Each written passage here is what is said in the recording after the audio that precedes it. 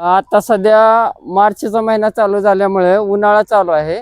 उन्हाळ्यामध्ये हे साप आहे ना, खाद्य आणि थंडीच्या शोधामध्ये गारव्याच्या भागाला येत असतात। तर हे आमची एक पालिकेची नर्सरी आहे। त्या नर्सरीमध्ये नेहमी गार वातावरण असल्यामुळे खाल्लेलं अन्न पचवण्यासाठी आणि गारव्यासाठी उन्हाळ्यामध्ये हे साप आपले होल सोडून गारव्याला येत असतात। तरी हे साप आम्ही आता पकडलेला आहे। या सापाची सर्व आमच्या गार्डन मधील लोकांना माहिती आहे। हा धामण जातीचा साप आहे, बिगर विषारी आहे।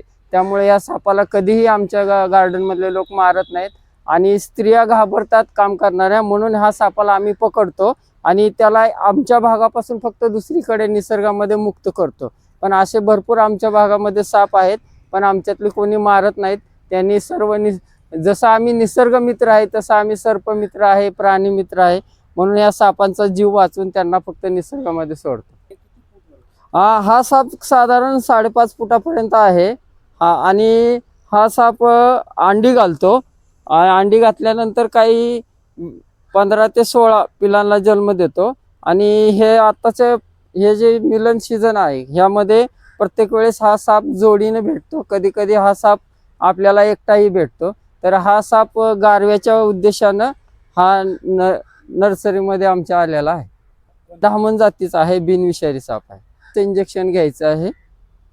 पण बाकीच्या लोकांना आता हे साप निघाल्यानंतर बाकीच्या लोकांना तुम्ही सर्पमित्र आहात म्हणून ते तुम्हाला समजलं, पण नागरिकांना कसं समजेल असं पाहण्यासाठी कसं पाहण्यासाठी साप आपल्या सर्प उद्यानमध्ये आहेत। बहिणाबाई चौधरी आणि कात्रजमध्ये सर्व जातीचे साप आहेत। आणि तुम्हाला साप विषारी आणि बिगर विषारी सांगायचं असेल तर विषारी साप जे असतात हे शूर असतात। जसा नाग फणा काढून आपली शूरता आणि आवाज काढतो, तसं गोंड जातीचाही साप शूर आहे, विषारी आहे आणि तो चावण्याच्या आधी आपला आवाज काढतो। म्हणजे विषारी साप हे शूर असतात चावण्याच्या आधी। आणि फुरशे नावाचा एक साप आहे, तो आवाज काढत नाही पण आपले खवले स्वतःच्या अंगावरती घासतो आणि खसखस असा आवाज काढतो। तोंडाने आवाज न काढता खवल्याने काढतो। म्हणजे आपल्याकडले जे विषारी साप आहेत ते सांगतात मी विषारी, माझ्या जवळ येऊ नको।